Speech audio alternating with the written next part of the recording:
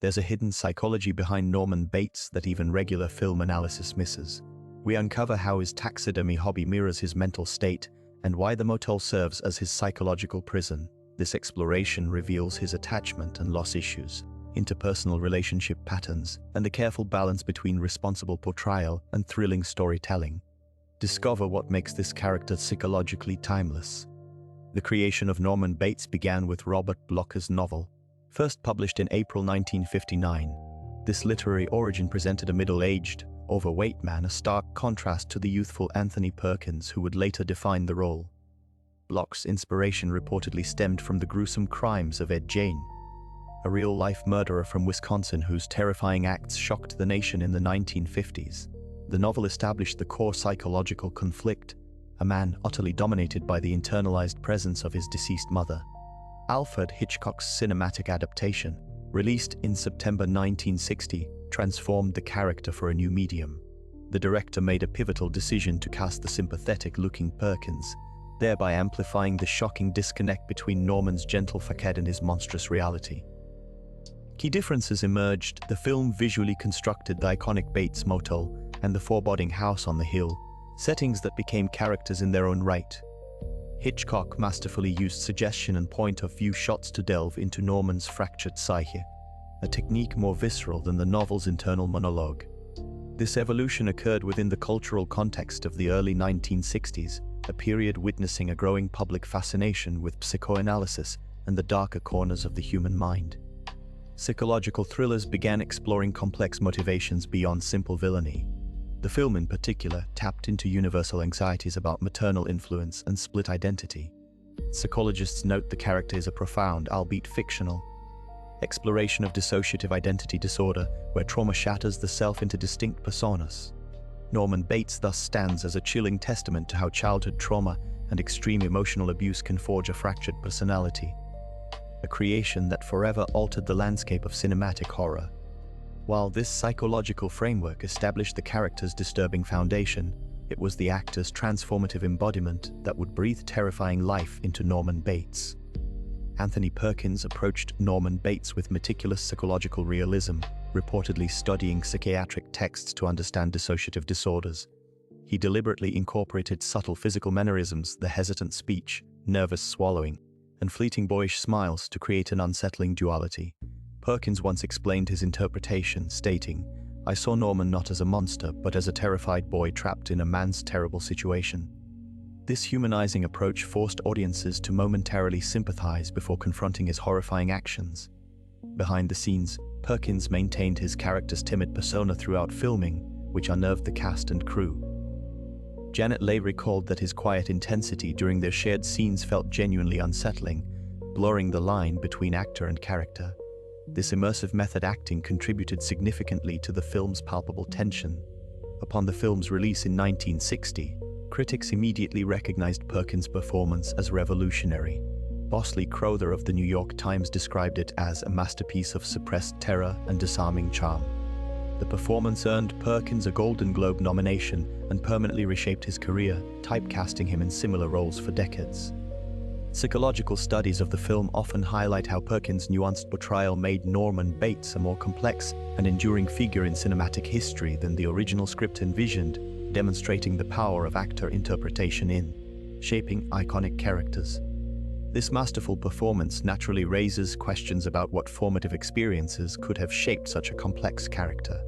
The portrayal of complex psychological conditions in media carries significant ethical weight.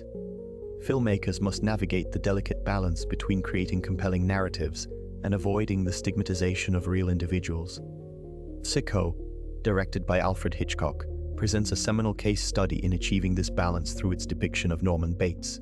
The character's depth is explored with a nuanced approach that prioritizes psychological motivation over sensationalism. From a contemporary psychological perspective, the film refrains from offering a simplistic diagnostic label. Instead, it constructs a tragic backstory rooted in formative experiences. Psychological experts note that such portrayals can foster understanding by illustrating how early trauma and a profoundly controlling relationship can shape an individual's fractured identity. The narrative carefully avoids glorifying his actions, instead framing them as the devastating consequences of severe mental distress.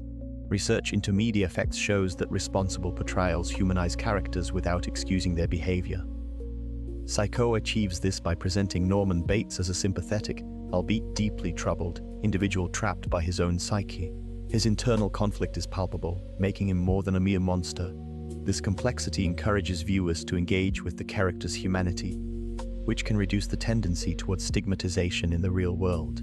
The film's enduring impact lies in its ability to maintain narrative tension while treating its subject with a degree of clinical detachment.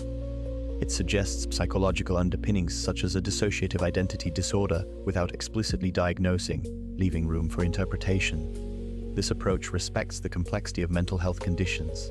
Ultimately, Psycho demonstrates that a psychologically rich character can be both terrifying and tragically human, setting a precedent for ethical storytelling that continues to influence modern cinematic practices.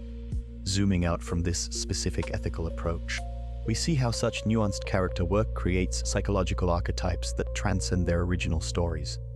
Norman Bates stands as one of cinema's most profound psychological studies, demonstrating fiction's unique capacity to illuminate the darkest corners of the human mind. His character provides a compelling lens through which to examine how severe trauma can fundamentally fracture and reshape personal identity. The enduring legacy of this character lies not in his monstrous actions, but in the unsettling familiarity of his psychological struggles, which resonate with universal human fears and vulnerabilities. He teaches us about the mind's incredible, albeit tragic, capacity for adaptation as a means of survival. Psychological research into trauma suggests that the human psyche can compartmentalize overwhelming experiences as a protective mechanism. In Norman's case, his childhood was marked by a deeply enmeshed and controlling relationship with his mother, Norma. Following the traumatic loss of his father and his mother's subsequent new relationship, Norman's developing identity was consumed by this primary attachment. To cope with the unbearable conflict of his own desires and his mother's domineering presence, his mind constructed a separate identity. This was not a conscious choice, but a profound, unconscious adaptation to extreme psychological distress, illustrating how the self can fragment to preserve a semblance of sanity. The character's lasting relevance is anchored in his embodiment of the duality within every person. He is not a remote monster, but a tragic figure whose story prompts reflection on the nature of selfhood. As one contemporary critic noted, Norman Bates forces us to confront the stranger within ourselves. His legacy endures because he represents the ultimate consequence of unaddressed trauma and the terrifying plasticity of identity. In an era increasingly aware of mental health complexities, Norman Bates remains a powerful, cautionary symbol of how the past can possess the present and how the human mind can become both a sanctuary and a prison. His story continues to inform both popular understanding and clinical discussions about dissociation and the long shadows cast by childhood adversity. Norman Bates experienced a profoundly isolated childhood at the family motel, a secluded property located off the main highway. His formative years were defined by an intensely close yet pathological relationship with his mother Norma. From a young age, Norman was conditioned to view the world outside their property with suspicion and fear, with Norma often describing it as a corrupting influence. This created a sheltered environment where the boy's primary and nearly sole social interaction was with his mother. The absence of a consistent father figure was a critical component of his upbringing. His mother's husband died when Norman was just a young boy, an event that further cemented their codependent dynamic. Psychological studies indicate that such an early loss, combined with maternal enmeshment, can severely disrupt a child's development of a stable self-identity. Norman was left without a healthy model for masculinity or an external counterbalance to his mother's dominating personality. Specific dialogue from the film reveals the nature of their bond. Norma famously declared, "A boy's best friend is his mother," a sentiment she instilled in Norman repeatedly. This was not merely affectionate advice, but a directive that framed all other relationships as threats. Flashback sequences later illustrate a childhood where Norman's world was confined to the Gothic house and the motel, with no records of friendships with other children or normal social activities. This isolated upbringing, devoid of peer interaction and dominated by a possessive parent, fostered profound loneliness and a distorted perception of reality. The trauma of his mother's later romantic involvement, which he perceived as ultimate betrayal, became a pivotal event. Psychological analysis suggests this specific background, where a child is both the center of a parent's world and completely controlled by them, can lead to the development of maladaptive coping mechanisms. For Norman, his entire identity remained fused with his mother's, a fusion that would tragically manifest in his adult life. But how exactly did this psychological fusion manifest in their daily interactions? The mother-son dynamic between Norman Bates and his mother represents one of cinema's most disturbing portrayals of psychological enmeshment. Their relationship transcended typical familial attachment, evolving into a toxic fusion where personal boundaries dissolved entirely. Psychological research shows such enmeshment prevents children from developing autonomous identities, creating what experts term an undifferentiated family ego mass. Norman existed not as an individual but as an extension of his mother's will. His own personality suffocated beneath her domineering presence. Specific scenes reveal how this dynamic manifested physically and emotionally.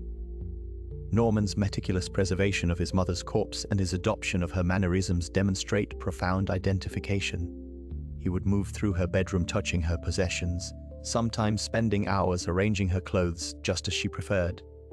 Psychological studies indicate such behavior patterns suggest magical thinking, the unconscious belief that maintaining routines could somehow preserve the relationship beyond death. Attachment theory provides crucial insight into this pathological bond. Norman experienced what psychologists describe as disorganized attachment, simultaneously drawn to and terrified of his primary caregiver. Witnesses recalled hearing arguments where Norma's voice would shift from nurturing to vicious within moments. This created what attachment researchers call fear without solution, leaving the child trapped between the biological need for connection and the instinct for self-protection. The basement confrontation scene crystallizes this fractured psyche. Norman speaks in both voices, his body contorting between submissive child and punishing parent. Psychological analysts note this represents the ultimate expression of their enmeshment, internalizing the abuser to maintain the connection. His mother's cruel pronouncement, "You are not even a real person," reveals how completely she erased his identity. Contemporary psychological understanding suggests Norman developed what experts term dissociative identity processes as his only means of psychological survival. Their relationship demonstrates how attachment bonds can become pathological when corrupted by control and emotional manipulation. Norman's case shows the tragic outcome when a child absorbs parental pathology so completely that the self disappears entirely.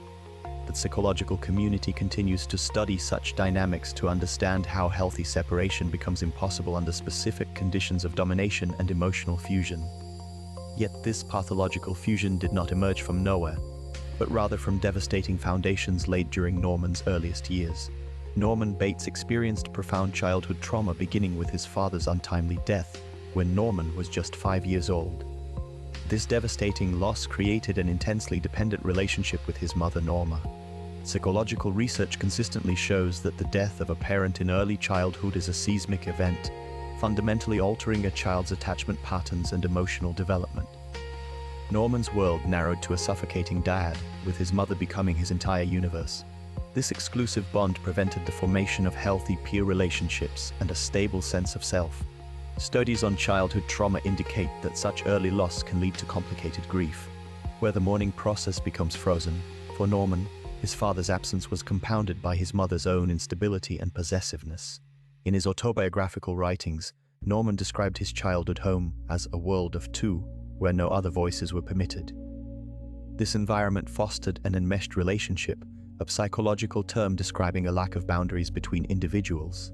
He existed not as a separate person, but as an extension of his mother's will and emotions. The subsequent trauma of potentially losing his mother to a new lover, Mr. Considine, triggered a catastrophic psychological crisis. Developmental psychology suggests that a child's primary attachment figure represents safety and survival.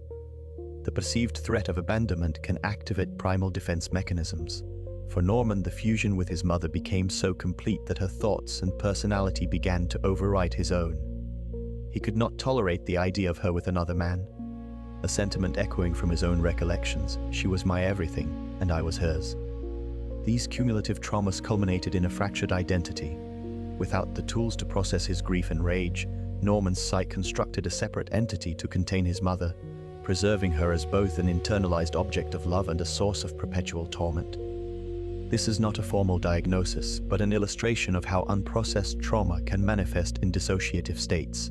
The lonely boy who lost his father became the man forever trapped in a haunted conversation with the ghost of his only comfort, a psychological prison built from love, loss, and unbearable pain. This psychological prison was further reinforced by the environment in which Norman spent his most formative years. Norman Bates's formative years unfolded in profound social isolation at the remote motel managed by his mother. This environment severely restricted his exposure to typical peer interactions and normative social cues during critical developmental periods. Psychological studies on isolation consistently show that a lack of social stimulation can lead to significant impairments in interpersonal skills and emotional regulation. Researchers note that individuals raised in such circumstances often develop a skewed perception of social norms and struggle with empathy. This theoretical framework is vividly illustrated in Norman's narrative. His attempts at conversation with Marion Crane were marked by palpable awkwardness and a noticeable inability to maintain appropriate eye contact or conversational flow. He exhibited a childlike nervousness and a tendency to retreat into discussions about his mother's worldview, rather than expressing his own genuine thoughts. This behavior demonstrates a profound difficulty in forming an authentic, independent connection with another person. His interactions were not merely shy but reflected a deeper incapacity for healthy relationship building. He existed in a world of taxidermy and one-sided dialogues, which served as substitutes for real human companionship. Psychologists highlight that prolonged isolation can cause an individual to internalize a solitary world, making external social intrusion feel threatening. For Norman, any potential relationship, however brief, was filtered through the distorted lens of his mother's domineering and possessive presence, ultimately preventing any chance of normal social development and cementing his tragic path. Yet this profound isolation would ultimately forge a defense mechanism so extreme that it fractured his very being. The human psyche possesses a remarkable capacity for compartmentalization, a theme chillingly embodied in the character of Norman Bates. His internal world is not a unified whole, but a collection of distinct self-states, each vying for control. This fragmentation represents a profound disturbance of identity, where the core self shatters under the weight of unbearable experience. We witness not multiple personalities in a clinical sense, but fractured pieces of a single, tormented consciousness. In his formative years, Norman's identity was shaped by an intensely close and pathological bond with his mother. Psychological frameworks suggest that a child's sense of self develops through healthy separation and individuation, processes that were severely stifled. His entire world revolved around his mother's affections and her stringent moral code. This created a foundational conflict between his own developing desires and the overwhelming need to maintain her love and approval, a conflict that would ultimately fracture his psyche. A pivotal scene showcasing this internal division occurs during his parlor conversation with Marion Crane. Here we see the gentle, boyish Norman articulate, shy, and filled with a longing for normalcy. He speaks of his private traps and his philosophical musings. Yet, this persona is fragile. The mere mention of his mother, of placing her in an institution, triggers a palpable shift. His tone darkens, his speech becomes defensive, and a different, more aggressive self-state emerges, one entirely preoccupied with protecting his mother's dominion over their lives. This interaction between self-states is not a conversation but a hostile takeover. The gentle Norman recedes, overwhelmed by the righteous anger of the maternal introject. Later, the famous shower scene presents the ultimate manifestation of this fragmentation. The figure that attacks Marion is not Norman as we know him, it is a complete psychological fusion. He has fully embodied the vengeful, puritanical self-state he associates with his mother, a persona that executes judgment without his conscious awareness or consent. Research into identity disturbance shows that such fractured self-states often form as survival mechanisms. They compartmentalize trauma, shame, and conflicting emotions that the core self cannot integrate. For Norman, the mother state holds all the rage, jealousy, and moral fury, allowing the son state to remain seemingly innocent and appalled by the violence. The final revelation, with Norman fully absorbed by the maternal persona, illustrates a tragic conclusion. The fragmented self has not been healed or integrated. One shard has simply consumed all others, leaving no trace of the original identity, a haunting testament to the psyche's fragile architecture.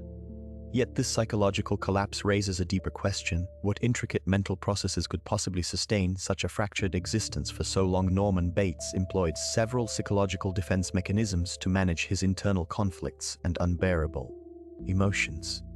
Damiel represented his refusal to accept the reality of his mother's death and his own violent actions. For instance, he preserved her corpse and spoke as her, creating an elaborate fiction that she was still alive. This mechanism allowed him to avoid the profound grief and guilt associated with her passing. Projection was another critical defense, where Norman attributed his own unacceptable urges and thoughts to others. He famously stated that his mother was jealous and possessive, yet these were qualities that originated from within himself. By projecting these feelings onto his mother's persona, he could condemn in her what he could not acknowledge in his own psyche, thus maintaining his self-image as a devoted son. Dissociation was perhaps the most profound mechanism, enabling a complete separation of his identity.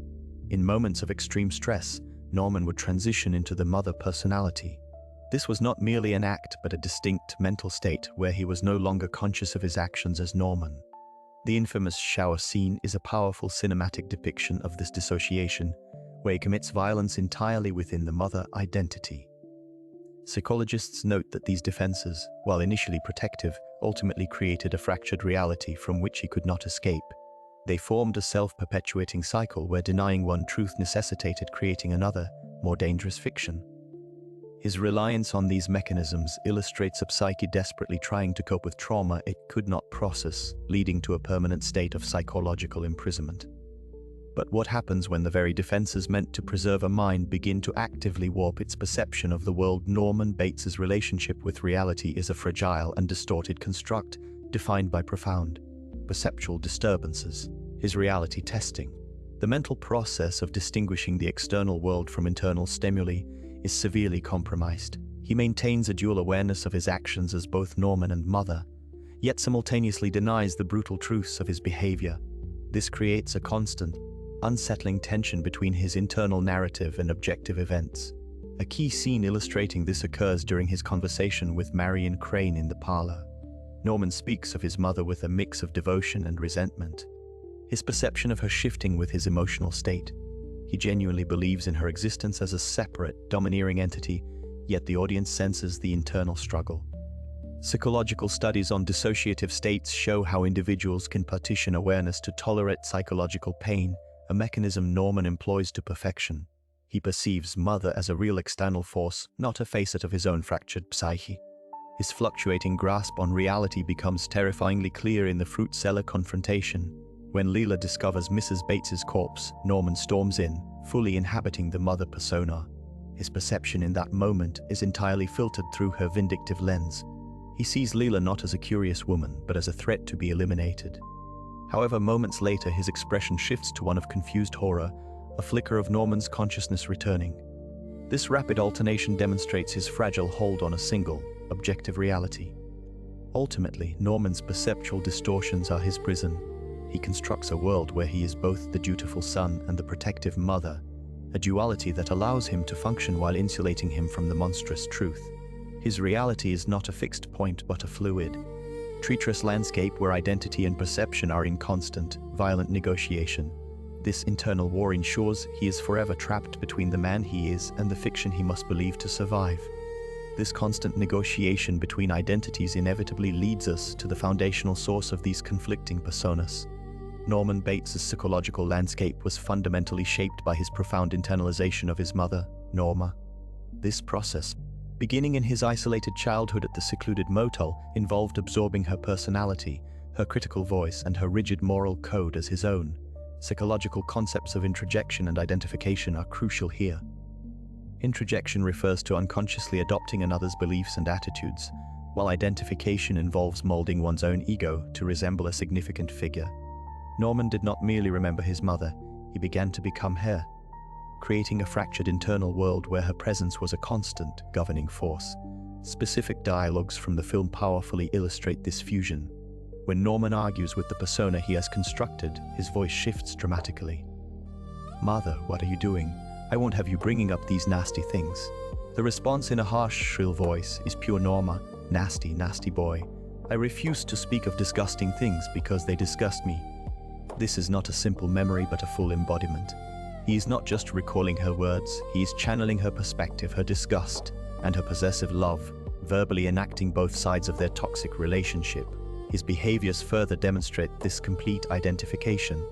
Norman's stiff posture when he is being mother, his hands often clasped or held in a prim manner, mirrors the controlled, judgmental woman he remembered. He internalized her value system so completely that any perceived sexual transgression by another woman, like Marion Crane, triggered not his own jealousy, but his mother's violent puritanical rage. Research into pathological grief suggests that such extreme identification can serve as a maladaptive coping mechanism, a way to keep a lost loved one psychologically alive. In Norman's case, this process was so absolute that his own identity was eventually subsumed. He did not just carry his mother inside him, he allowed her to take over, erasing the boundary between son and mother until only the terrifying fusion remained. A permanent and tragic monument to a love that consumed him entirely. But what psychological mechanisms could trigger such a complete surrender of self? And at what precise moment does the son disappear entirely? The transformation process represents a terrifying psychological unraveling, where Norman Bates's fragile ego dissolves to make way for the domineering mother persona. This shift is not a conscious choice, but a dissociative reaction to overwhelming emotional triggers. Research into dissociative identity phenomena shows that such switches often occur under extreme stress, serving as a primitive survival mechanism. For Norman, the primary catalyst is any perceived romantic or sexual threat. When Marion Crane engages him in innocent conversation at the motel, his initial shyness masks a deep-seated anxiety. The mere mention of her dining with her lover acts as a psychological tripwire, igniting internal conflict. His behavioral changes are stark and immediate. In one moment, he is the stammering, nervous man, his voice soft and posture withdrawn. Then, a subtle shift occurs. His shoulders square, his voice adopts a harsh, higher pitch, and his language becomes venomous and possessive. This is the mother personality fully asserting control. Psychological studies note that such rapid alterations in vocal patterns and mannerisms are consistent with severe dissociative states, where one identity is entirely suppressed. The famous parlor scene is a masterclass in depicting this internal battle. As Norman speaks of his mother's jealousy, his gaze becomes distant, his words laced with a bitterness that is not entirely his own. He is already beginning to recede. The psychological mechanism facilitating this is a profound fragmentation of self. Norman's own identity, weakened by years of isolation and guilt, cannot withstand the surge of mother's righteous fury. He does not merely imitate her, he becomes her, his consciousness eclipsed by a personality that holds all the aggression and moral condemnation he cannot express. The actual act of violence is always committed by mother. In the infamous shower scene, we see only her silhouette, her weapon. Norman is entirely absent, a passenger in his own body. This complete surrender illustrates the ultimate failure of his psyche to integrate his traumatic past, leaving mother as the sole, terrifying arbiter of his actions. The process is a tragic, involuntary descent into a prison of his own mind's creation. This internal collapse finds its physical expression in the very architecture of his surroundings. The Bates motel functions as a powerful externalization of Norman Bates's fractured psyche. Its isolated location, set back from the main highway, visually represents his profound disconnection from normal society and his retreat into a private, pathological world. The perpetually vacant rooms underscore his own emotional emptiness and inability to form genuine connections with others. This setting is not merely a backdrop but an active participant in his psychological drama. A central symbolic element is the stark dichotomy between the motel and the ominous house looming on the hill. The motel represents the part of Norman that attempts to function in a public, albeit limited capacity. It is his normal facade, the realm where he performs the role of a timid, polite manager. In contrast, the Gothic house embodies the repressed, dominant, and psychotic aspect of his personality, specifically his internalized mother. The house is the seat of judgment, control, and the violent impulses he cannot consciously acknowledge. Specific set design details reinforce this psychological split. The office and parlor where Norman engages with guests are decorated with stuffed birds of prey. These taxidermy pieces are not just a hobby. They symbolize his own predatory nature, frozen and on display, and his feeling of being a specimen under his mother's watchful eye. The view from the motel office, often framed to include the house, creates a constant visual reminder of the surveillance and control the maternal figure exerts over his every action. Psychologists note that physical spaces can manifest internal conflicts. The motel's cheap, transient nature contrasts with the house's dark, permanent stability, mirroring the war between Norman's own desires and his rigid, internalized moral code. The infamous staircase in the house becomes a powerful symbol of his psychological descent, each step leading closer to the primary source of his trauma and the full manifestation of his dissociated identity. Ultimately, the geography of the property perfectly maps the terrifying landscape of his mind. Yet this external mapping of his mind finds its most chilling expression in an unexpected domestic hobby. Norman Bates' taxidermy hobby serves as a powerful psychological metaphor for his internal struggles. He famously explained, "She just goes a little mad sometimes. We all go a little mad sometimes, haven't you?"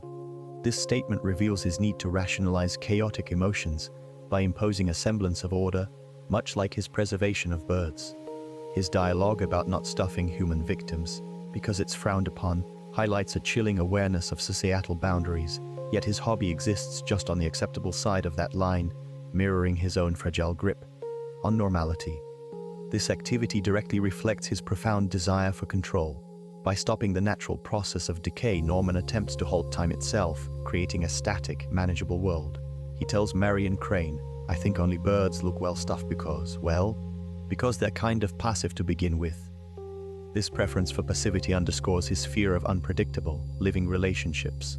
The stuffed birds, forever silent and obedient, become symbolic substitutes for the complex human connections he cannot sustain, representing his wish to render the world harmless and eternally compliant. Furthermore, taxidermy symbolizes Norman's pathological preservation of the past and his distorted relationship with death. He seeks to maintain a pristine, unchanging memory of his mother, just as he preserves his avian specimens. Psychological studies note that such behaviors can manifest from an inability to process loss and trauma. For Norman, death is not an end but a state to be curated and controlled, a direct parallel to his refusal to let his mother's influence die. The immobile, watchful birds become effigies of his own trapped psyche, forever frozen in a moment before a profound psychological break. This pathological need to control death inevitably bled into Norman's interactions with the living, whereas fractured psyche sought the same impossible control. Norman Bates's interpersonal interactions reveal a deeply fractured psyche through their unsettling patterns. His encounter with Marion Crane began with a facade of shy hospitality that masked intense observation. He nervously offered her dinner while subtly probing her personal life, creating false intimacy through shared loneliness. When Marion suggested his mother needed psychiatric care, his demeanor shifted instantly from congenial to coldly defensive. This reaction exposed the fragile boundary between his constructed identity and the internalized maternal presence controlling him. Detective Arbogast's visit triggered more overt defensive mechanisms. Norman's politeness grew strained and evasive under direct questioning about Mrs. Bates. Research into attachment disorders shows such abrupt transitions often signal fragmented self-states. His posture stiffened, his speech became clipped, and he nervously watched the house, all non-verbal cues betraying high anxiety when his psychological world felt threatened. The subsequent violent outburst was not merely about preventing discovery, but about annihilating anything that challenged his distorted reality. Psychologists note these relational patterns reflect profound identity diffusion. Norman could maintain superficial civility but disintegrated when interactions approached his core conflict. His communication style alternated between awkward attempts at connection and rigid withdrawal, mirroring his internal struggle between longing for companionship and terror of maternal abandonment. Each interaction became a performance where no authentic self could emerge, leaving only the hollow echo of borrowed personalities. This relational failure ultimately reveals the tragedy of a person who could only connect through destruction. Yet this profound inability to form genuine bonds stands in stark contrast to the fragmented internal world it both stems from and creates. Norman Bates from Alfred Hitchcock's Psycho presents a compelling study of psychological dissociation. This condition involves a disruption in the normal integration of consciousness, memory, and identity. In accessible terms, it is a mental process where a person disconnects from their thoughts, feelings, or sense of self, often as a coping mechanism for overwhelming trauma. Norman's character exemplifies this through his fractured identity, where Norman and Mother exist as separate entities within one mind. Specific film sequences visually represent these dissociative states. One pivotal moment occurs after the shower murder. Norman is seen cleaning the bathroom with a detached, methodical efficiency. His facial expression is blank, and his movements are robotic, suggesting he is not fully present or conscious of his actions. This scene visually conveys a dissociative state, where the individual performs complex tasks while mentally separated from the reality of the event. Psychological studies show that such automatism can be a hallmark of severe dissociation, allowing the individual to compartmentalize traumatic experiences. The roots of Norman's dissociation are traced to his childhood. From biographical accounts of the character's backstory, he experienced significant trauma from a young age. He lived in an isolated environment with a domineering and possessive mother after his father passed away when Norman was a young boy. Psychological research indicates that childhood trauma, particularly involving a distorted parental relationship, can be a primary catalyst for dissociative disorders. The intense emotional conflict between love for his mother and resentment towards her control likely created an unbearable psychological pressure. This internal conflict ultimately fractured his identity. In his adult life, he could no longer maintain a coherent sense of self. The famous parlor scene showcases this fragmentation. As he speaks with Marion Crane, his demeanor and vocal cadence shift subtly when discussing his mother. He moves from a shy, boyish man to someone parroting his mother's harsh, jealous judgments. This is not merely an imitation, but a full shift in persona, demonstrating how his dissociated identity states can surface intermittently. The film's climax, where he appears fully as mother, is the ultimate visual manifestation of this split, revealing the separate identity that had absorbed his violent impulses. This profound identity split becomes more understandable when we examine the attachment dynamics that shaped Norman's psyche from his earliest years. Norman Bates's attachment to his mother represents a textbook case of insecure attachment taken to its most devastating extreme. Psychological research shows that a child's primary attachment figure provides the foundational blueprint for all future relationships. In Norman's childhood, his bond with his mother, Norma, was intensely close and exclusionary, particularly following his father's death when Norman was just 5 years old. This early loss created a profound vulnerability. The relationship, as recalled by contemporaries of the family, was described as unusually symbiotic, leaving no emotional space for Norman to develop an independent self. This fusion directly fueled a pathological form of grief upon his mother's later death. Norman was unable to navigate the natural mourning process. Instead of accepting the loss and restructuring his internal world, his grief became complicated and unresolved. Psychological studies indicate that complicated mourning often occurs when the relationship was marked by deep ambivalence, a mixture of love, resentment, and dependence. Norman's attachment was entirely enmeshed, making separation an existential threat he could not psychologically survive. He could not live with her, yet he could not live without her.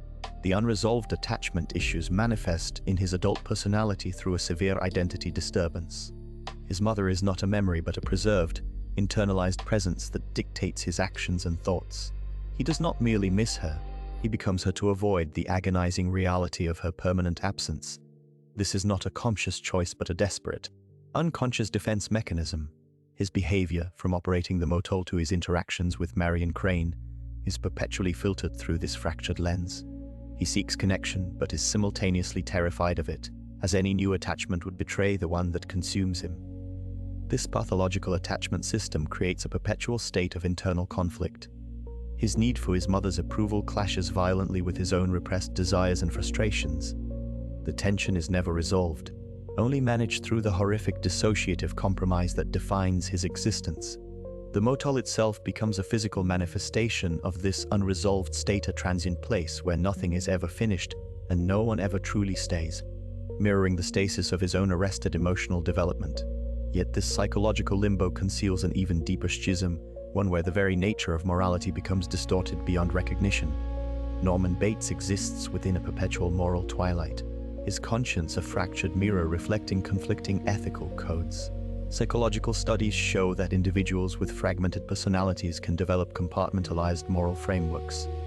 Norman's internal conflict is not an absence of morality, but a violent collision between his innate sensitivity and the brutal demands of his adopted mother persona. He demonstrates clear moral awareness, particularly in his interactions with Marion Crane. His discomfort with the thought of her eating dinner in the parlor, a space he deems unseemly, reveals a deeply ingrained, almost quaint sense of propriety. This is the voice of the man he might have been, a man who believes in simple decencies. The true climax of his moral struggle occurs after Marion's murder. Norman's frantic cleanup of the blood is not merely about concealing a crime, it is a desperate, physical manifestation of his horror. He is simultaneously the perpetrator and the appalled witness. Research into dissociative states indicates that such actions can represent an attempt by one personality fragment to manage the traumatic aftermath created by another. His dialogue with himself, overheard as he sinks the car, showcases this internal civil war. One part of him is panicked and pragmatic, while Mother is coldly triumphant. He is utterly repulsed by the violence, yet feels compelled to protect the entity that committed it, creating an unresolvable ethical paradox. This tortured conscience operates through a system of profound denial and justification. He cannot integrate the monstrous acts with his self-image, so his psyche constructs elaborate narratives where Mother is the sole agent. His moral framework is thus both rigid and entirely flexible, condemning sin while absolving himself of direct responsibility. In his final capture, his serene possession by Mother is the ultimate surrender. The conflict is silenced not through resolution, but through the complete annihilation of the Norman persona that struggled, leaving only the unaccountable conscience of the internalized parent. The moral war is lost, and the peace that follows is a chilling emptiness. Yet this chilling emptiness finds its perfect expression through the masterful control of Alfred Hitchcock's direction. Alfred Hitchcock masterfully translates Norman Bates' fractured psyche into cinematic language through deliberate technical choices. His camera work often mirrors Norman's voyeuristic tendencies and fractured identity. In the famous parlor scene, the camera adopts Norman's perspective, peering through a wall peephole at Marion Crane. This subjective shot immediately implicates the audience in his violation of privacy, visually representing his detached observation of the world. Later, during the fruit cellar revelation, quick cuts between Norman's face and his mother's skeleton create a jarring visual dissonance. This editing rhythm externalizes the internal schism between his two warring identities, a technique psychologists note effectively conveys dissociative states. Sound design is equally critical in conveying Norman's internal chaos. The infamous shower scene utilizes Bernard Herrmann's shrieking violins not just for shock, but to sonically emulate a mind unraveling. The staccato piercing sounds mirror a psychological break. In quieter moments, the audience hears Norman's mother's voice berating him, a sound that exists only within his mind. This auditory hallucination, presented diegetically to the viewer, makes his internal conflict tangible and immediate, blurring the line between his reality and delusion for the audience. Visual symbolism throughout the film reinforces Norman's trapped psychological state. The Gothic Bates mansion looms over the mundane motel, a visual metaphor for his mother's dominant personality overshadowing his own. The stuffed birds, which Norman himself taxidermies, are positioned in predatory poses. He remarks, "My hobby is stuffing things, taxidermy." This hobby symbolizes his desire to freeze life, to control and preserve, reflecting his own arrested emotional development and the stuffing of his mother's persona. The pervasive use of mirrors and split images further visualizes his dual nature, suggesting he is never truly alone but always in the company of his other self. Hitchcock's synthesis of these elements creates a profound and unsettling portrait of a disturbed mind, using the tools of cinema not just to tell a story, but to make the audience experience a psychological reality. But this psychological dissection was merely the prelude to an even more direct assault on the audience's senses, where the line between observer and victim would be deliberately shattered. The shower scene in Alfred Hitchcock's Psycho stands as a masterclass in translating psychological turmoil into visceral cinematic language. Its construction meticulously builds an almost unbearable tension through a rapid succession of techniques. The sequence begins with an intimate, peaceful calm, using medium shots to establish a false sense of security. This tranquility is violently shattered not by the initial attack, but by the sudden, jarring cut to an extreme close-up of Marion Crane's eye, a visual representation of her shock and the audience's shattered expectations.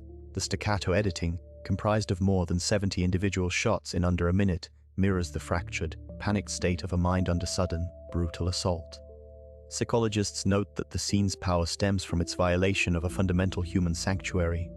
The bathroom represents a private, vulnerable space, and the attack subverts this safety without warning.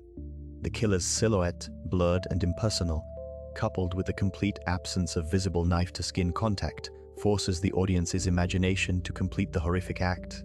This technique, studies show, often creates a more profound and lasting psychological impact than explicit gore, as the viewer becomes an active, traumatized participant in constructing the violence. The screeching violins in Bernard Herrmann's score are not merely accompaniment, They are the auditory manifestation of a primal scream of psyche tearing itself apart. The scene's true psychological complexity, however, lies in its representation of a dissociative identity shift. As Marion slides down the wall, her hand grasping the shower curtain in a final, desperate act, the camera follows the swirling water draining into the dark, circular abyss of the drain. This iconic shot symbolizes not just the loss of life, but the flushing away of one personality. The subsequent, seamless match cut from the dark pupil of the drain to Marion's lifeless, open eye signals the completion of this transition. Norman Bates's mother persona has fully asserted control, erasing the threat Marion posed to their isolated existence. The sequence, therefore, is not just a murder, it is a brutal, visual metaphor for a complete psychological takeover, leaving the audience stunned in the unsettling quiet that follows the storm. Yet this chilling depiction of psychological takeover raises a compelling question about its effect on the viewer, creating a complex and often unsettling emotional landscape. Audiences have consistently demonstrated complex psychological responses to Norman Bates since the character's introduction in Alfred Hitchcock's film Psycho. Research into viewer identification reveals that many audience members experience a paradoxical connection with Norman despite his disturbing actions. Psychological studies show this occurs through carefully crafted character development that initially presents him as sympathetic before revealing his darker nature. This gradual revelation creates cognitive dissonance, where viewers must reconcile their early empathy with subsequent horror.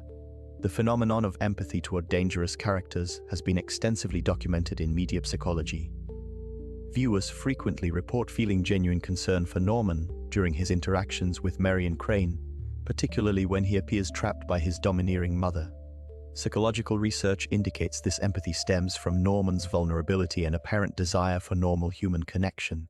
Studies demonstrate that audiences often separate Norman's good self from his violent alter ego, maintaining compassion for the tormented man while fearing the murderer he becomes. Fear responses to Norman Bates operate on multiple psychological levels. His character triggers primal fears about trust and deception since he appears harmless while concealing monstrous capabilities. Psychological analysts note that Norman embodies what Sigmund Freud termed the uncanny, something familiar becoming strangely threatening. Research shows audiences experience heightened anxiety because Norman represents the potential for darkness within ordinary people, making the horror feel personally relevant rather than safely distant. The character maintains psychological relevance decades after creation because he represents universal fears about fractured identity and hidden madness. Contemporary psychological perspectives suggest Norman's enduring appeal lies in his embodiment of internal conflict between societal expectations and repressed desires. Studies indicate modern audiences still respond strongly to themes of maternal influence and identity fragmentation, particularly as understanding of dissociative disorders has evolved. The character continues to serve as a cultural reference point for discussions about mental health, trauma, and the complex nature of human psychology. This psychological resonance with audiences naturally extends to the lasting impact Norman Bates would have on cinematic storytelling itself. Norman Bates fundamentally reshaped the psychological thriller genre by establishing a new archetype for the antagonist. His character demonstrated that a villain could be both monstrous and pitiable, a figure whose terrifying actions stemmed from profound internal trauma. This complexity forced audiences to engage with the psychological underpinnings of evil. Moving beyond simple motives of greed or malice, the portrayal invited a more nuanced and unsettling form of fear, one rooted in the recognition of shared human fragility. Subsequent cinematic narratives eagerly adopted this blueprint for character construction. The trope of the outwardly ordinary individual hiding a fractured psyche became a cornerstone of the genre. Films from the late 20th century onward frequently featured protagonists or antagonists grappling with dissociative states or unresolved childhood wounds, a direct lineage traceable to Bates. Psychological studies note that this character model popularized the concept of the unreliable narrator, where the audience's perception is filtered through a distorted consciousness. This technique creates a deeply immersive and disorienting experience, compelling viewers to actively decipher reality. The character's influence also permanently altered audience expectations for psychological depth. Prior to Psycho, antagonists were often one-dimensional forces of destruction. Bates introduced a requirement for a believable, if horrifying, backstory. His history, detailed through the film's climax, provided a causal chain from traumatic events to pathological behavior. This established that a compelling villain required a coherent internal logic, however twisted. Screenwriters were subsequently pushed to craft antagonists with intricate motivations, making their actions more chillingly plausible. This legacy is evident in countless characters who mirror his duality: the soft-spoken neighbor, the charming professional, all concealing turbulent inner worlds. The character proved that true horror could reside not in the supernatural, but in the unexplored corridors of the human mind. By framing psychosis with a tragic dimension, the narrative fostered a more delicate and ethical approach to depicting mental health struggles in cinema, avoiding simplistic labels and instead exploring the human story behind the symptoms. But how can filmmakers translate this nuanced understanding into responsible psychological portrayals that honor both narrative impact and ethical considerations? Our journey into the complex psyche of Norman Bates concludes. We've explored the creation of this unforgettable character, Anthony Perkins' iconic portrayal, and Norman's formative years shaped by early trauma, loss, and profound social isolation. The mother-son dynamic, his internalized parent figure, and the motel as its psychological space, alongside taxidermy as a potent metaphor, all contributed to his fragmented self and unique coping mechanisms. We examined his altered reality testing perception and the dissociation that defined his identity, as well as his interpersonal relationship patterns and struggles with attachment and loss. Hitchcock's masterful storytelling, particularly the psychology of the shower scene, elicited a powerful audience psychological response and cemented Norman's influence on psychological thrillers, raising questions about responsible psychological portrayal and his enduring psychological legacy. Subscribe to our channel to not miss new episodes. See you soon.